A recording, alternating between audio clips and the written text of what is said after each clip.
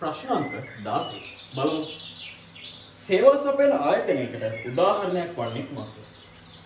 තොග වෙළඳ ආයතනය. මම මීට කලින් ප්‍රශ්නයක් කතා කළා. මේ සේවා සපයන ව්‍යාපාරවල උදාහරණ විතරේ මතක තියාගන්න ඕනේ.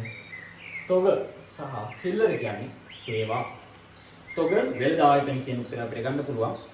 සේවා සපයන ආයතනයක් විදිහට. ඊට පස්සේ බේකරි නිෂ්පාදන ආයතනය. බේකරි නිෂ්පාදනය වලින් කරන්නේ අපිට භාණ්ඩ නිෂ්පාදනය කරන්නේ බේකරින් අපිට ආහාර වර්ග විවිධ ආහාර වර්ග නිෂ්පාදනය කරනවා. ඒතකොට එකකින් නිෂ්පාදනය කරන්නේ භාණ්ඩ වර්ග. එතකොට මේ උත්තරය ගන්න බෑ. පොදු ප්‍රවාහන රථ නිෂ්පාදන ආයතන.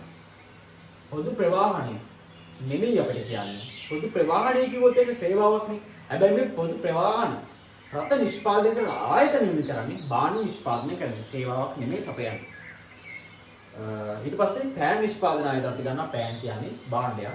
එතකොට අපිට 16ට උත්තරේ විදිහට තොග වෙළඳ ආයතනය ගන්න පුළුවන් සේවාවක් කියලා.